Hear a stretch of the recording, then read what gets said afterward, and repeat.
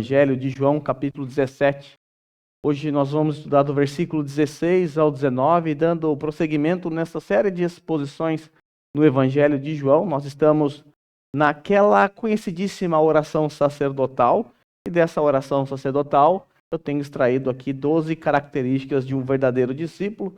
Nós vamos ver as 3 últimas e assim encerraremos esse trecho onde o Senhor Jesus ora pelos 11 discípulos que estavam com ele naquele momento final onde a sua morte se aproximava. Com a palavra de Deus aberta, vamos à leitura. Disse assim Jesus: Eles não são do mundo, como eu também não sou. Santifica-os na verdade. A tua palavra é a verdade. Assim como me enviaste ao mundo, eu os enviei ao mundo. Em favor deles eu me santifico, para que também eles sejam santificados pela verdade. Pode tomar o seu assento. Bem, meus irmãos, como eu antecipei a vocês, hoje, com a graça de Deus, nós vamos terminar esse trecho da famosa e conhecidíssima oração sacerdotal, onde encontramos Jesus orando pelos 11 discípulos. Judas Iscariote saiu, está vindo para prender Jesus. Nós estamos nesses últimos minutos da vida de Jesus na terra. Logo ele vai ser preso no dia seguinte, morto. E desse trecho, desta linda e importante, mais importante oração de Jesus, registrada na palavra de Deus, nós encontramos então as características de um verdadeiro discípulo. Esse trecho começa lá no versículo 6, onde nós, lá para cá, temos aprendido algumas características e também privilégios por sermos discípulos de Jesus. O que nós aprendemos até então? Em primeiro lugar, nós aprendemos que como discípulos de Jesus, nós pertencemos a Deus. Nós não pertencemos mais a esse mundo, nós somos propriedade exclusiva de Jesus, de Deus. Em segundo lugar, como discípulos de Jesus, nós somos obedientes, nós obedecemos a palavra do Senhor. Afinal, aquele que tem os meus mandamentos e os guarda, esse é o que me ama. Em terceiro lugar, nós, como discípulos de Jesus, sabemos que tudo que Jesus fez e tudo que Jesus falou, toda a sua obra vem do Pai. Em quarto lugar, nós aprendemos que, como discípulos de Jesus que somos, devemos aceitar a palavra de Deus como nossa única regra de fé e prática. Em quinto lugar, nós aprendemos que os discípulos de Jesus são aqueles que vivem para a glória de Deus. Em sexto lugar, os discípulos de Jesus estão nas mãos do Pai, nas mãos do Filho, portanto, estão protegidos. Em sétimo lugar, nós aprendemos que os discípulos de Jesus são aqueles que vivem em unidade, a mesma unidade encontrada, inclusive, na Santíssima Trindade. Nós também aprendemos, em oitavo lugar, que por sermos discípulos de Jesus, nós seremos perseverantes até o fim, ou preservados até o fim. Em nono lugar, que é o que nós estudamos na semana passada, nós aprendemos que um discípulo de Jesus é aquele que recebeu a plena alegria de Jesus. E hoje nós vamos aprender mais 3 verdades sobre um discípulo de Jesus. Hoje nós vamos focar no relacionamento do discípulo de Jesus com o mundo. O Senhor Jesus então está aqui prestes a ser morto, ele vai partir, logo ele está indo embora no dia seguinte, ele tem anunciado constantemente que ele vai voltar para o Pai, só que os seus discípulos não. Os seus discípulos vão permanecer na terra por enquanto. Eles permanecerão nesse mundo. E até o presente momento, o Senhor Jesus os protegeu. O Senhor Jesus disse isso nessa oração, que ele guardou os que o Pai havia dado a ele. E que nenhum se perdeu, a não ser Judas Iscariotes. Então os discípulos estavam guardados, protegidos, estavam nas mãos de Jesus, conforme a ilustração que nós já aprendemos em sermões passados. Então, desse modo, essas últimas palavras de Jesus, destinada aos 11 discípulos, nela o Senhor vai mostrar claramente que tipo de relacionamento eles devem ter com relação ao mundo. Afinal, o mestre vai embora, mas eles vão ficar. E agora? O que nós fazemos no mundo? Nós vamos ficar no mundo. Quem vai nos proteger? Quem vai nos ensinar? Quem vai nos guardar? Lembrando que desde o capítulo 5, os judeus estão perseguindo Jesus, tentando matá-lo, e eles vão fazer isso agora. Próximo capítulo. E os discípulos estão vendo tudo isso. E agora Jesus vai embora. Eles vão ficar no mundo. Esse último trecho da oração de Jesus, então, oferece aos discípulos instruções acerca do que eles devem fazer no mundo. como eles devem se portar no mundo. Isso é muito importante para mim e para você, porque nós estamos no mundo. Não sei que mundo você vive, mas nós estamos no mundo. A primeira verdade nós encontramos então no versículo 16. Nós não podemos nos esquecer que nós não pertencemos mais a esse mundo. Disse o Senhor Jesus, eles, os 11 nessa circunstância, não são do mundo, como eu também não sou. Meus irmãos, eu já perdi as contas de quantas vezes nesse Evangelho de João nós fomos lembrados dessa verdade. Essa não é a primeira, também não é a última. A Bíblia constantemente está nos lembrando dessa verdade, por isso eu sou repetitivo, porque a Bíblia é. O tempo todo ela está nos lembrando, olha, vocês não são daqui, vocês são peregrinos, vocês estão de passagem, aqui não é mais a sua pátria, aqui não é mais o seu lugar, vocês estão apenas de passagem. Nós somos como Israel lá no passado, caminhando, peregrinando rumo à nova Canaã, ou para nós seria novos céus e nova terra. Eles estavam indo para um novo território, eles estavam saindo da escravidão, trilhando rumo a Canaã, ou a Terra Santa, como você queira chamar. Nós somos como eles. Nós não estamos caminhando em direção a uma terra física. Não queremos conquistar nada nesse mundo, mas nós estamos com os olhos fitos na nova Jerusalém, nos novos céus e na nova terra. E seria muito bom, vai concordar comigo, seria muito bom se no dia da sua conversão o Senhor te levasse embora. Olha que maravilha. Nos livraria de tantos problemas, de tantos pecados, de tantas desobediências. Seria excelente se você se convertesse e fosse arrebatado na hora. Olha que maravilha, seria algo fantástico. Mas não é isso que aconteceu. Você se converteu. Você não foi isolado do mundo, levado para um mosteiro ou para algum lugar onde só tem crentes piedosos. Você continuou no mundo. Agora você tem uma natureza transformada, uma nova vida, porém continua vivendo no mundo. E o mundo é hostil a você. O mundo vai te enxergar como inimigo, porque é isso que o mundo deve ver em nós. A nossa mensagem incomoda o mundo, nós somos peregrinos, somos intrusos aqui. Por isso o mundo se levanta, o mundo odeia o Filho de Deus. Somos apenas aqueles que estão passando por aqui. O Senhor Jesus já havia alertado os seus discípulos sobre esse ódio do mundo contra eles. Jesus disse, o mundo me odiou, também odiarão vocês. Eles me perseguiram, também perseguirão vocês. Vocês serão açoitados, serão presos, vocês vão sofrer. Porque eles não pertencem mais a esse mundo. A nossa vivência aqui nesse mundo, enquanto discípulos de Jesus, só é possível porque o Senhor Jesus mesmo prometeu, inclusive nessa oração, que eu e você seremos preservados até o fim, mesmo vivendo nesse mundo caído. O próprio Senhor Jesus, em textos passados, nos prometeu que seríamos protegidos por Ele e pelo Pai. Por isso, eu e você, mesmo em meio a tantas opressões, ou terríveis opressões que o mundo inflige a nós, opressão por parte dos ímpios, opressão por parte de Satanás, e até mesmo a opressão da nossa própria carne, que nós sofremos diariamente. Apesar de tudo isso, conforme aprendemos no sermão passado, podemos e devemos experimentar a alegria de Cristo. Mas o que significa na prática ser um peregrino? O que significa isso? Se nós somos peregrinos, precisamos entender o que é que significa, porque se eu sou isso, eu quero saber o que é que eu sou. O que é que nós somos? Peregrinos. Ser peregrino, em primeiro lugar, significa que eu e você só estamos de passagem por aqui. Significa que essa aqui não é a nossa pátria. Você pode ter cidadania italiana, brasileira, japonesa, qualquer uma que você quiser ter aí. Mas a sua pátria de verdade não é mais o Brasil. A sua pátria Brasil é uma pátria secundária para você. A sua pátria primária agora é outra. O autor de Hebreus, lá no capítulo 13, versículo 14, ele disse assim, porque não temos aqui uma cidade permanente. Não temos uma cidade que é nossa, que vamos permanecer para sempre, mas buscamos a futura. Ser peregrino implica ter a consciência de que nós não somos cidadãos daqui. Somos cidadãos do reino de Deus. Paulo, em Filipenses capítulo 3, versículo 21 em diante, ele disse assim: a nossa cidadania, porém, está onde? Nos céus, de onde esperamos ansiosamente o Salvador.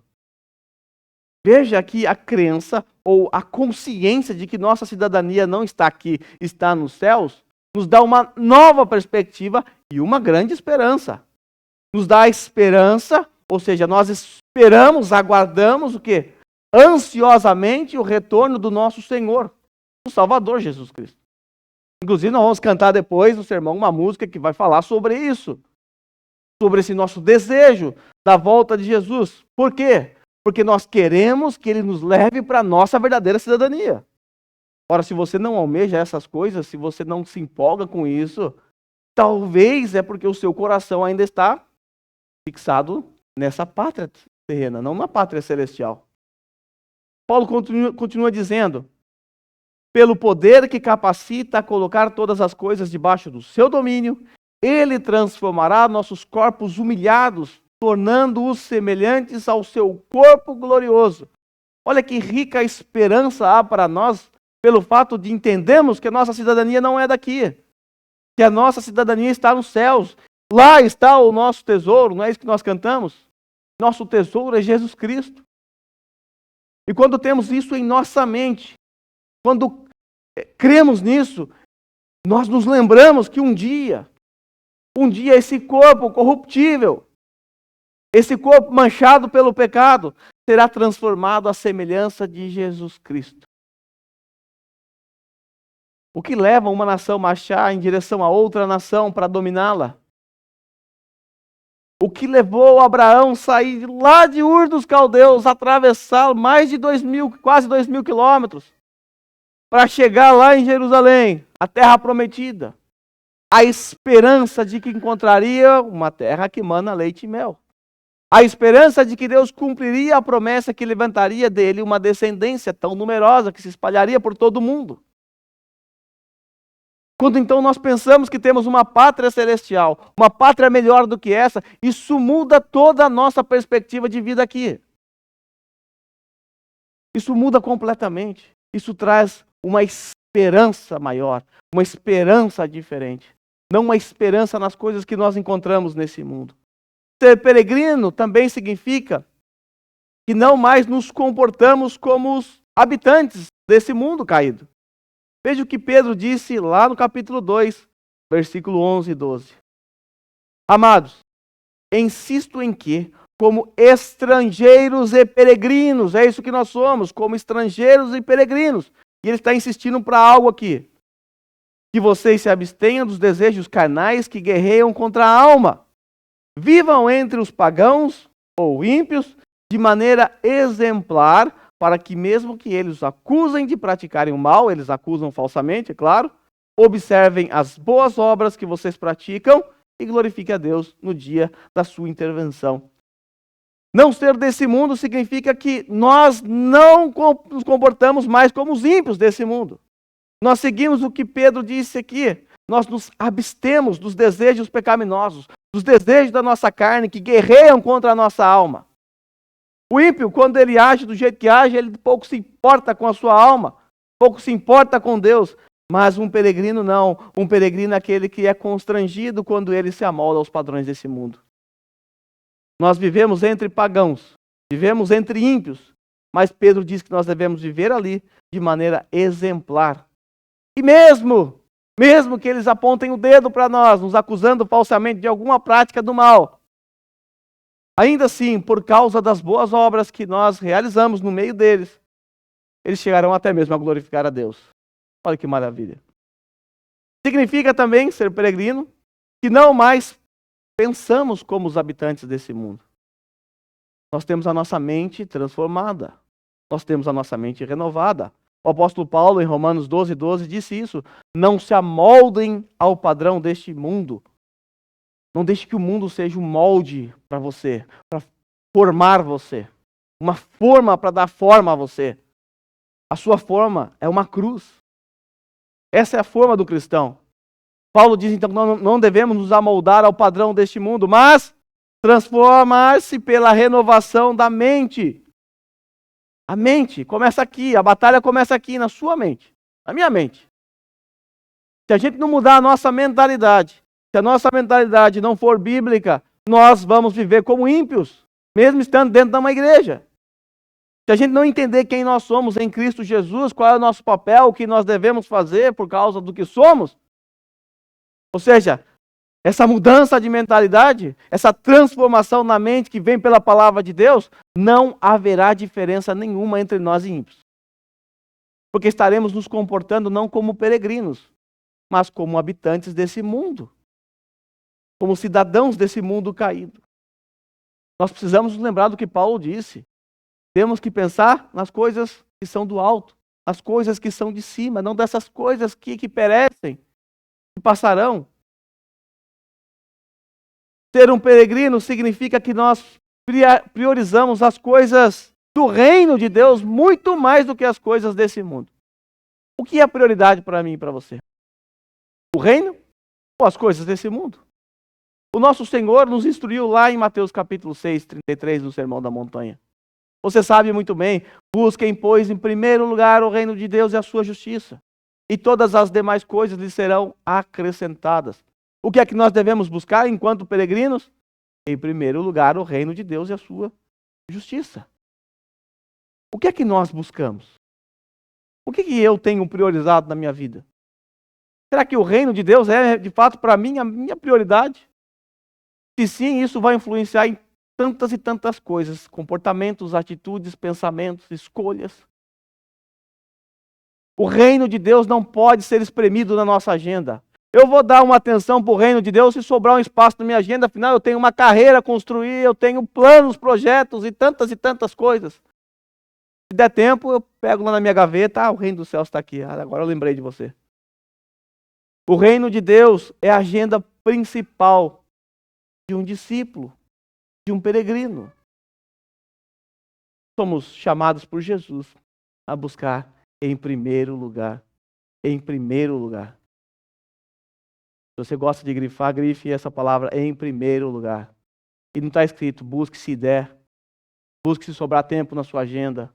Busque em primeiro lugar. É o que vem antes de tudo. É a coisa mais importante para um discípulo. É a coisa mais importante para mim e para você. Priorizar de fato o reino de Deus. Mas eu sei, irmãos, que é muito fácil, e você há de concordar comigo, é muito fácil e rápido a gente ceder às tentações desse mundo. É ou não é? Afinal, o que é que o mundo nos oferece? O mundo nos oferece aquelas coisas que satisfazem a nossa carne. O que o mundo nos oferece é prazeroso. São propostas, são, às vezes, questões relacionadas a financeiro,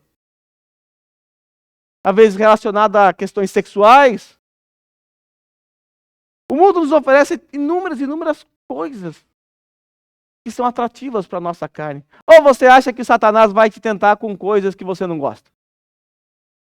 Você odeia cebola, Satanás nunca vai te dar um prato de cebola, ele vai te dar um prato de picanha, porque ele sabe que você gosta. Se você não gosta de picanha, vai orar. Você tem problema. Satanás vai te tentar com aquilo que ele sabe que você gosta. E o que você gosta, você só gosta porque é bom para você, satisfaz. Mas essas coisas nos levarão à ruína e à destruição. Então é muito fácil estar nesse mundo, viver nesse mundo e ceder às tentações desse mundo. Amar o mundo é muito fácil. Abraçar o mundo aí que nem na imagem é muito fácil. A gente já nasceu abraçado nele. A gente está tentando se desligar dele. Nós não podemos nos esquecer que nós não pertencemos mais a esse mundo. Lembra lá do primeiro ponto nessa oração de Jesus? Nós pertencemos a Deus. Deus nos comprou através de Jesus Cristo, através do seu precioso sangue. Então não se esqueça, você não pertence mais a si mesmo. Você pertence àquele que comprou você com o seu precioso sangue, Jesus Cristo. E é por isso que nós vivemos por Ele e para Ele. Com isso, nós adentramos no segundo ponto. O segundo ponto dessa oração, nós vamos ver o Senhor Jesus ensinando a razão do porquê é possível viver nesse mundo caído. é possível, apesar das tentações, apesar das lutas, das dificuldades que nós enfrentamos aqui por sermos ofensivos a esse mundo, o Senhor Jesus assegura que é possível viver nesse mundo sem se contaminar. E a resposta de como isso é possível está no próximo ponto. Só é possível porque nós somos separados desse mundo, ou consagrados, ou santificados. Veja o versículo 17. Esse texto, talvez, dessa oração mais conhecida. Santifica-os na verdade, a tua palavra é a verdade. Santifica-os na verdade, a tua palavra é a verdade. Eu preciso destacar para vocês que no original, o adjetivo santo, que está lá no versículo 11, onde Jesus ora assim, Pai Santo, esse adjetivo santo usado por Jesus ali e o verbo santificar presente nesse texto tem a mesma raiz. Vem da mesma raiz. De forma que nós podemos ler assim, Pai Santo torna os santos na verdade. Mas o que significa ser santo? O que significa a santificação? E é importante destacar isso por conta do catolicismo romano. Porque a visão de santo para um católico é totalmente avessa à posição da Bíblia. Quando nós pensamos em santo no catolicismo romano, se pensa em alguém com uma auréola na cabeça. Alguém que morreu, foi beatificado, foi canonizado. Alguém que tem uma qualidade supra-espiritual. É alguém elevado. Não é todo mundo que é chamado disso na Igreja Católica. Mas a Bíblia chama todo crente de santo. Mas o que significa a palavra santo, literalmente? A palavra santo não tem um significado, uma conotação supra-espiritual. A palavra literalmente significa separado, posto de lado. Separado. Por isso eu coloquei, os discípulos de Jesus são separados do mundo. São tirados desse mundo, no sentido não de sair daqui, mas separados. Deus separou um povo para si. Colocou de lado aqueles que são seus. Esses foram separados para mim. E é importante destacar que essa separação tem propósitos. A propósito, você separa algo para quê? Você separa o feijão para quê? Você está lá separando feijão para jogar fora? Para comer. Então, quando você separa, tem um propósito para separar. O propósito da santificação é fácil. Tem dois, eu vou apresentar um nesse ponto e um no próximo. Nesse ponto, o Senhor nos separou para nos assemelhar a Ele. Porque Deus é santo. Então, o Senhor nos separou para vivermos uma vida conforme a nossa vocação, conforme o chamado do Evangelho. Nós fomos separados para viver de acordo com a lei santa de Deus.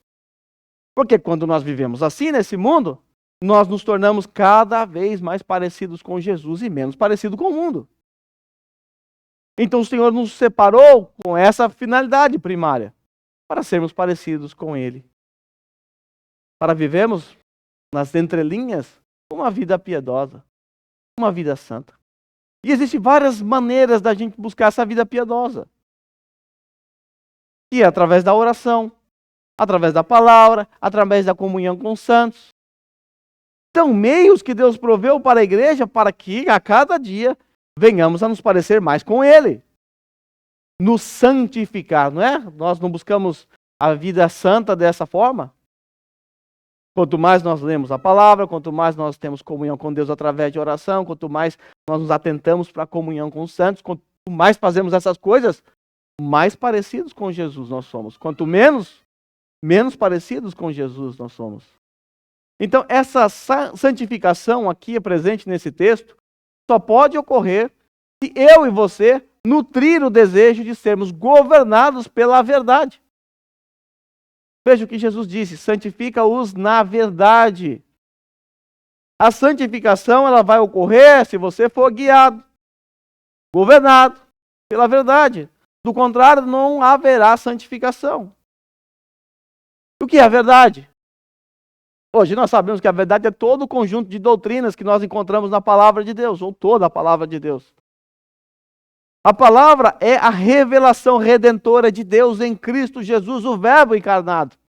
Aquele que se fez homem, desceu a esse mundo e legou e nos deu, através dele mesmo, dos seus ensinamentos e dos apóstolos, as doutrinas que devemos crer. As palavras de vida eterna, conforme o apóstolo Pedro disse.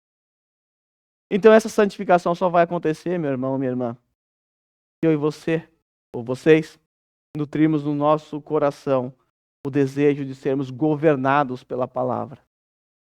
Governados por ela.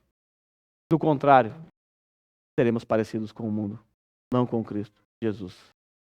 O salmista, também lá no Salmo 119, ele disse: escondi a tua palavra no meu coração para não pecar contra ti. Nós sabemos que uma vida santa é o oposto de pecado. Então, como eu faço para vencer o pecado? Como eu faço para viver nesse mundo cercado por tentações? Eu tenho que lidar com o diabo, eu tenho que lidar com a minha carne, eu tenho que lidar com o mundo. Como eu posso viver no meio de tudo isso? Escondendo a palavra de Deus, a verdade no coração. Essa verdade, conforme eu disse a vocês, é a verdade encarnada em Cristo Jesus. Porque somente Jesus é a verdade. Em João 14,6 nós aprendemos isso. Jesus disse: eu sou o caminho, a verdade e a vida. E essa verdade, aprove a Deus que essa verdade que foi revelada através de Jesus Cristo foi registrado também para nós. A verdade falou, a verdade nos instruiu, a verdade deu orientações aos discípulos e eles registraram para nós. Entretanto, meus irmãos, a palavra do Pai que foi dada aos discípulos naqueles dias, apesar de Jesus ter a verdade, o verbo encarnado, entretanto a palavra do Pai que foi dada aos discípulos deve ser a fonte para esses homens viverem nesse mundo caído. Porque Jesus vai embora. Essa palavra, que é essa que eu mostro a vocês, ela é totalmente infalível. Sem ela, a obra de santificação é impossível. É impossível. Você não será santo a parte da palavra de Deus. Alguém, teólogo, disse, ou esse livro te afasta do pecado, ou o pecado te afasta desse livro. Alguém até citou esses dias isso aqui. É a mais pura verdade. É a mais pura verdade. Veja a oração de Jesus, ele solicita, pois que o Pai leve esses discípulos em grau crescente, porque a santificação ela é crescente, a amarem o quê? A verdade, a palavra, e viverem conforme a verdade de Deus, registrada, revelada nesse sagrado livro. Jesus recebeu a mensagem do Pai e entregou a mensagem aos seus discípulos. E essa mensagem é suficiente para mantê-los firmes, perseverantes nesse mundo, para mantê-los separados à parte do mundo. O que te separa do mundo é a palavra. Se você jogar a sua Bíblia na lata do lixo, desprezá-la, você vai virar alguém como alguém do mundo. É ela que nos santifica, é ela que nos separa. É por causa dela que nós somos diferentes do mundo. Não por tê-la, mas por obedecer, por seguir. Você pode deixar a Bíblia aberta no Salmo 91 na sua casa, não vai mudar nada na sua vida, só vai empoeirar. Só vai mudar a sua vida quando você obedecer. Bem, nós já vimos que os discípulos, eles não pertencem mais a esse mundo. Vimos também que eles são separados desse mundo. E por último, eles são separados para um segundo propósito. Primeiro propósito, eles são separados para viver em conformidade com Cristo Jesus, em conformidade com a palavra, viverem de forma semelhante a Jesus nesse mundo, parecidos com Jesus. E a segunda característica dessa separação é que eles foram separados para cumprir uma missão específica. Veja aí, versículo 18 e 19. Assim como me enviaste ao mundo, eu os enviei ao mundo. Em favor deles eu me santifico, para que também eles sejam santificados pela verdade. Como nós vimos no ponto anterior, o verbo santificar significa ser separado, ou sagrado, deixado de lado. Nós vimos que como discípulos de Jesus, nós fomos separados do mundo, para vivermos de acordo com o padrão moral espelhado na santa palavra de Deus, aqui nesse mundo. Certo? Mas agora, atente para esse texto. Se a gente aplicar o mesmo padrão de santificação ou de santidade que a gente usou no versículo anterior, Veja que confusão nós vamos fazer na nossa mente. Veja o que Jesus disse. Jesus está dizendo, hein? Em favor deles, eu me santifico. Espera aí. E Jesus precisa se santificar, conforme o padrão que eu apresentei a vocês no ponto anterior. Isso significa que ele não é totalmente santo. E se ele não é totalmente santo, ele não é Deus. E se ele não é Deus, não há salvação para mim e para você. Jesus não precisa se santificar. Jesus é santo, perfeitamente santo. Se ele não é santo, não é Deus. Se ele não é Deus, não há redenção. Mas o que significa esse separado aqui? É que traduziram por santificação aqui, eu me santifico, e isso traz um pouco de confusão para a nossa mente. Mas lembre-se, o verbo santo, santificar, significa separar, colocar de lado, certo? Como é que nós descobrimos o que é que Jesus está orando aqui? Isso é muito fácil. Contexto. Contexto antecedente e contexto posterior. Veja como Jesus começa a sentença aqui no versículo 18. Assim como me enviaste. Assim, da mesma forma, do mesmo modo, como me enviaste. Aonde? Ao mundo. Da mesma forma, do mesmo modo, eu enviei eles ao mundo. Qual foi a missão de Jesus? Jesus, de certa forma, ele foi separado para uma missão. Eu vou usar a palavra separado para facilitar, para que você não confunda com a ideia de santificado. Ele foi separado ou consagrado para uma missão. Jesus veio do Pai ao mundo com uma missão. Qual é a missão de Jesus? O que Jesus veio fazer a esse mundo? Além da morte na cruz, remir os nossos pecados. Ele veio falar em nome do Pai. Lembra que recentemente nós aprendemos ou relembramos que Jesus é o profeta lá da antiga aliança prometido, lá em Deuteronômio 18, do 15 a 18? Ele é o próprio Deus que foi enviado pelo Pai, o Filho que foi enviado pelo Pai. E como enviado do Pai, Jesus então ele só fala aquilo que Deus quer. Só fala aquilo que Deus deseja. Porque ele é o profeta de Deus. Então Jesus foi enviado a esse mundo e da mesma forma ele enviou os seus discípulos. E aí Jesus disse assim, em favor deles, eu me santifico, ou me separo, ou cumpro essa missão. Executo essa missão. Para quê? Para que eles façam a mesma coisa. Para que eles também sejam separados por essa ou pela verdade. Então a finalidade dessa separação é para que eles cumprissem uma missão. A mesma missão de Jesus de ser porta-voz. Basta você ver o versículo seguinte também. Veja o versículo 20. Quando Jesus muda o foco da sua oração. Agora ele não vai orar mais pelos 11. Ele vai orar por todos nós. Ele disse assim, a minha oração não é apenas por eles. Rogo também por aqueles que crerão em mim por meio da mensagem deles. Esses homens, por quem eu vou orar agora, essas pessoas, inclusive nós estamos incluídos aqui, eles crerão em mim, Jesus disse. Por meio do quê? Da mensagem deles. Porque eu recebi do Pai, eu fui enviado a este mundo, eu me santifiquei, ou seja, eu fui separado para essa missão, executei essa missão para que eles também sejam separados para essa mesma missão. A missão de pregar o Evangelho. Minha oração não é apenas por eles. Rogo também por aqueles que crerão em mim, por meio da mensagem. Assim, dessa forma, nós removemos o erro de pressupor que Jesus Cristo precisou se santificar aqui na terra.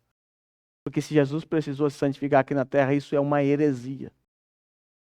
Aí nós nos assemelhamos aos testemunhos de Jeová, ou a qualquer outra seita.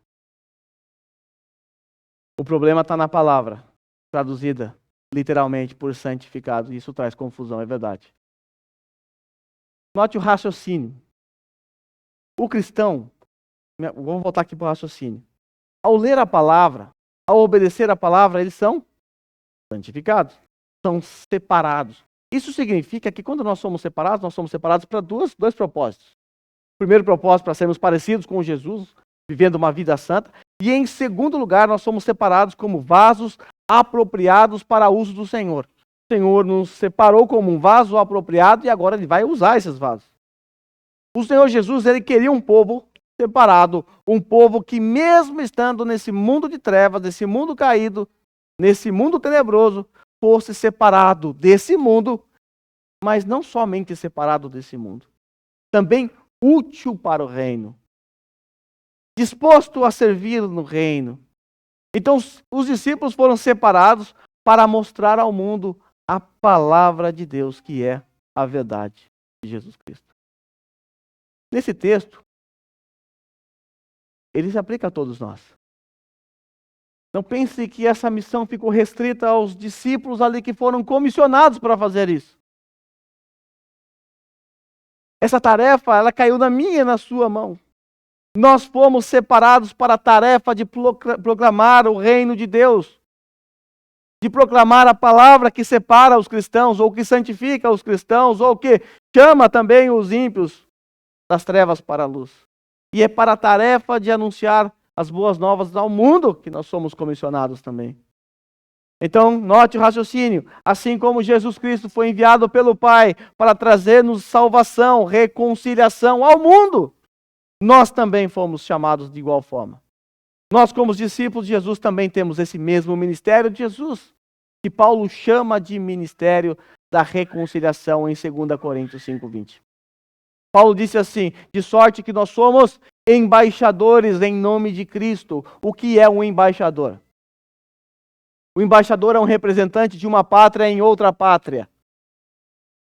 Você vai na embaixada do Brasil, que a gente chama de consulado, ali é um espaço que representa o seu país, o Brasil. Mas ali não é o Brasil. Ali é Japão ainda. É um brasileiro, uma instituição brasileira que se reúne num lugar, representando brasileiros, mas que não é no Brasil. Nós somos isso, embaixadores do reino. Nós estamos aqui, nós temos uma embaixada aqui. Mas nós não somos daqui, nós estamos apenas representando o Senhor Jesus Cristo como embaixadores. De sorte que nós somos embaixadores em nome de Cristo, como se Deus exortasse por nosso intermédio. Veja, Deus exorta do nosso intermédio, porque somos embaixadores. E aí Paulo diz assim: em nome de Cristo, pois rogamos que reconciliem-se com Deus. Qual é a mensagem que nós, como embaixadores, proclamamos? A mensagem da reconciliação. Nós pregamos ao mundo caído, aos incrédulos, aos ímpios, a mensagem da cruz, a fim de que haja reconciliação entre eles e Deus. Nesse terceiro aspecto da oração sacerdotal de Jesus, quando intercede a favor de seus discípulos, nós podemos perceber que todos os detalhes do pedido de Jesus. E o pedido de Jesus tinha por objetivo que aqueles discípulos dele, aqueles 11 discípulos, e nós também que estamos aqui hoje, continuasse a sua missão. A missão de pregar o reino, a missão de proclamar o evangelho. Porque assim como Jesus tinha uma missão do Pai, ele foi santificado para isso, separado para isso. Ele também separou, santificou os seus discípulos. E ele também santificou e separou esses discípulos que estão aqui hoje, também para realizar essa mesma missão. Por isso é sempre bom lembrar que todos os discípulos de Cristo são separados, santificados, comissionados para cumprir a grande comissão, a comissão especial do nosso Senhor Jesus Cristo, que Ele nos deu. Jesus nos deu o privilégio de pregar o Evangelho para aqueles que ainda não conhecem pessoalmente a Jesus. Os anjos queriam fazer isso. Mas Ele deu a nós. E é um privilégio que nós menosprezamos. Nós temos a cura para a pior doença do mundo, do universo. Não sei qual é a pior doença do mundo no momento. Seja lá, vamos pensar que é o câncer. Você tem guardado na sua casa, no seu bolso, uma cura, um remédio infinito. E você deixa guardado lá. Você guarda. Faz sentido? Nós temos a solução para algo que é pior do que todas as doenças juntas. Nós temos em nossas mãos, o antídoto contra o pecado. Nós temos aquilo que Paulo chama de o poder. O poder, o evangelho é o poder de Deus Nós temos algo poderoso em nossas mãos, mas deixamos de falar dessa palavra poderosa para as pessoas. É importante destacar que, infelizmente, hoje no meio reformado é o nosso meio. Infelizmente, ainda no meio reformado, esse ponto ainda é fraco. Não porque sempre foi, porque se tornou. Quando nós olhamos para o passado, e talvez você está pensando, os reformados eles não fazem muitas missões por conta da doutrina que eles creem da eleição. Que Deus elege para que pregar o evangelho. Mas isso é engano. Se você voltar lá para o século XVI, foi século XVII até o século XX, vá pesquisar quem eram os grandes missionários. Todos reformados. Os reformados nesse período, eles viraram o mundo de cabeça para baixo, fazendo missões. A prova disso é que nós, batistas, somos batistas porque chegaram batistas no Brasil. Enviados. Calvino enviou missionários para o Brasil. Mataram eles todos, mas ele enviou. Então não é por causa da doutrina. Não é por causa da nossa doutrina que nós não pregamos.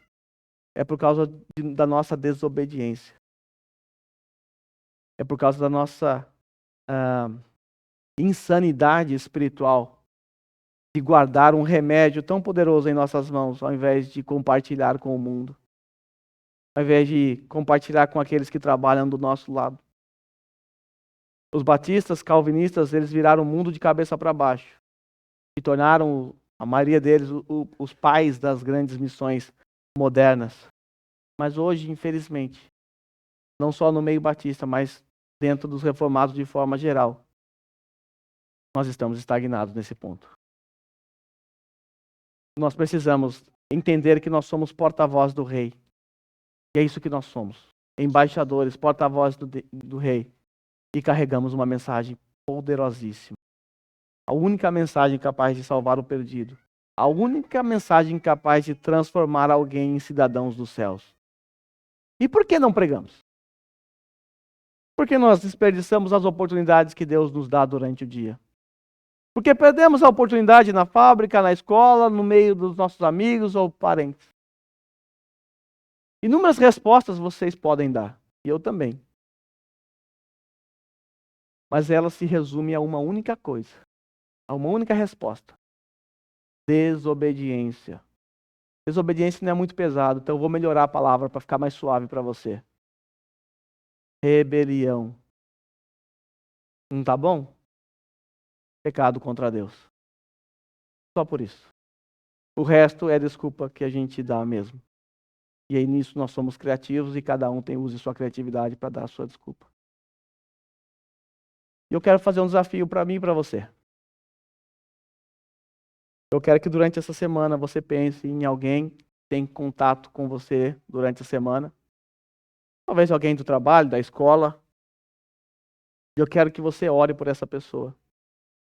Ore por ela. Peça a Deus que dê a você coragem. Nós temos coragem para falar de todos os assuntos, mas temos vergonha de falar daquele que não teve vergonha de morrer numa cruz por nós. Então, peça a Deus coragem para você falar do evangelho com essa pessoa. E aproveite a oportunidade. Você pode levar um panfleto, entregar um panfleto para essa pessoa durante a semana. Você pode, de maneira informal, puxar assunto. Seja criativo. Use a criatividade que Deus te deu. Use iscas para que você consiga abrir um espaço para falar sobre o seu rei, para cumprir a sua missão. Nós não temos poder de convencer ninguém. Não temos. Somos apenas um instrumento de Deus para pregar o poderoso evangelho de Jesus Cristo. Lembre-se, anjos anelaram por esse privilégio. Mas o Senhor deu a mim e a você esse privilégio. E nós desprezamos abertamente. Então que o Senhor nos ajude a aproveitar esse grande privilégio que recebemos do nosso Senhor. Para concluir, um resumo de tudo. Não pertencemos a esse mundo, pois o Senhor nos separou para cumprirmos uma missão especial. A missão de proclamar o Evangelho para os que ainda são do mundo. Então, diante desse estudo de hoje, Você está ciente de que nós não pertencemos mais a esse mundo? Isso realmente está gravado no seu coração, isso que você entendeu? Eu não pertenço mais a esse mundo. Eu sabia disso, mas por algumas razões eu me esqueci. Está ciente de que a sua habitação aqui é temporária, que é passageira, que tudo isso vai passar? Que basta o gordinho da Coreia do Norte mandar uns mísseis aqui, a China se rebelar contra os Estados Unidos, junto com a Rússia, que acabou pra gente? Não sobra nada? Temporário. Hoje estamos aqui, amanhã podemos não estar mais. Então, é preciso estar ciente disso, para não desperdiçar nosso tempo com coisas inúteis. Está ciente de que o Senhor o chamou para viver de maneira santa nesse mundo caído? Está ciente que o Senhor não te tirou daqui? Jesus orou e disse: Pai, eu não peço que os tire daqui. Jesus não pediu para nos tirar daqui. Mas Ele prometeu que vai nos preservar aqui. Então é preciso estar ciente de que nós não pertencemos a esse mundo caído e o Senhor nos chamou para viver aqui uma vida santa. Também está ciente você de que a santificação consiste em ser mais parecido com Jesus? E o oposto de ser santo é ser parecido com Satanás.